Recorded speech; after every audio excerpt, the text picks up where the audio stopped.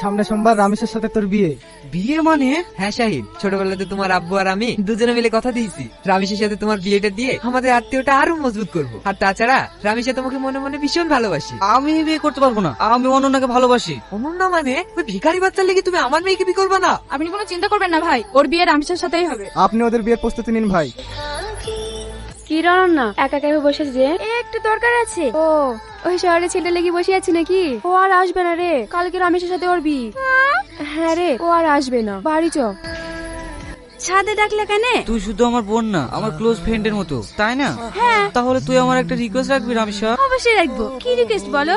আমি অনন্যাকে অনেক ভালোবেসে ফেলেছি, ওকে ছাড়া আমি বাঁচবো না। তুই যা করি হোক এ পিঠা আটকা না, আমাকে এই বাড়ি থেকে পালিয়ে যেতে সাহায্য কর। অনন্যাকে নিয়ে আমি অনেক দূরে পালিয়ে যাবো। ঠিক আছে। অনন্যা আমার সাথে চলো। কোথায়? আরে চলোই না।